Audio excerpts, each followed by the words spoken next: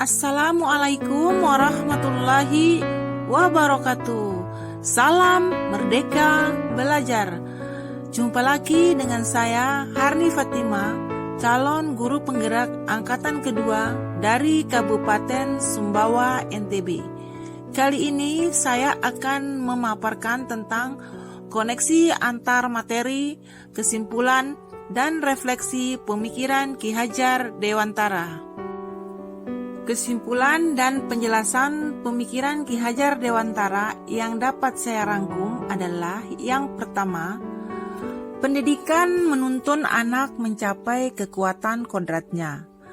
Pendidikan itu hanya suatu tuntunan di dalam hidup tumbuhnya anak-anak. Hidup tumbuhnya anak itu terletak di luar kecakapan atau kehendak kita kaum pendidik. Anak-anak sebagai makhluk hidup akan hidup dan tumbuh menurut kodratnya sendiri. Yang kedua, anak-anak itu tumbuh berdasarkan kodrat alam dan kodrat zaman. Kodrat alam atau yang disebut dengan kodratullah adalah lingkungan alam tempat peserta didik berada, baik itu kultur budaya maupun kondisi alam geografisnya. Artinya, anak itu akan tumbuh berdasarkan lingkungan tempat mereka tinggal. Anak yang tinggal di pegunungan tentu berbeda dengan anak yang tinggal di pesisir. Demikian sebaliknya. Sedangkan anak yang tumbuh berdasarkan kodrat zaman adalah anak yang tumbuh berdasarkan perubahan dari waktu ke waktu. Tumbuh mengikuti perubahan dari waktu ke waktu. Misalnya dalam mendidik anak, kita mendidik anak usia 7 tahun tentu berbeda dengan usia 12 tahun. Demikian juga dari perubahan zaman ke zaman. Misalnya, anak yang hidup pada tahun 90-an tentu berbeda dengan anak yang hidup pada zaman abad ke-21 ini. Dan yang ketiga adalah menghamba pada anak. Artinya bahwa segala kegiatan haruslah berorientasi pada anak dan mengutamakan kepentingan anak. Yang keempat, trilogi pendidikan, yaitu Ing Ngarso Sung Tulodo, di depan memberi toladan, Ing Madyo Mangun Karso, di tengah memberi semangat, dan Tuturi Handayani di belakang memberi dorongan. Yang kelima, belajar 3 dinding.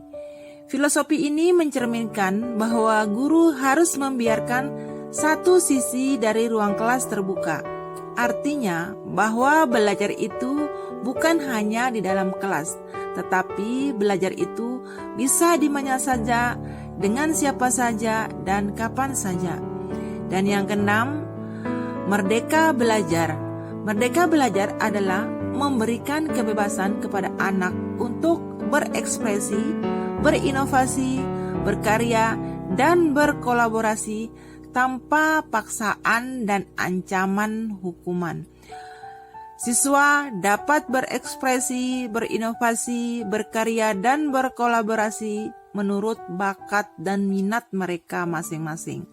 Sedangkan yang terakhir adalah bermain merupakan kodrat anak. Dalam hal ini, pendidik harus memahami bahwa kodrat anak adalah bermain, sehingga pembelajaran bisa diintegrasikan dengan bermain sambil belajar atau belajar sambil bermain.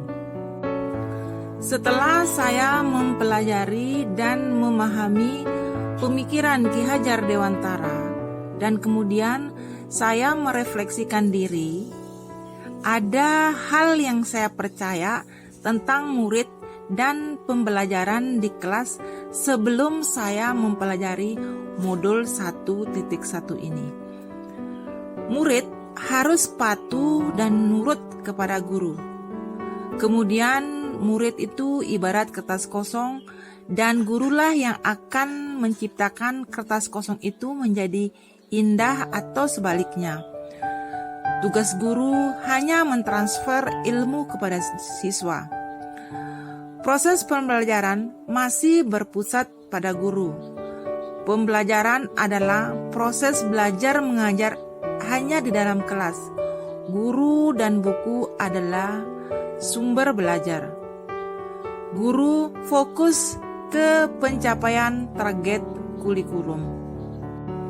Yang berubah dari pemikiran atau perilaku saya setelah mempelajari modul ini adalah merubah pola pikir saya.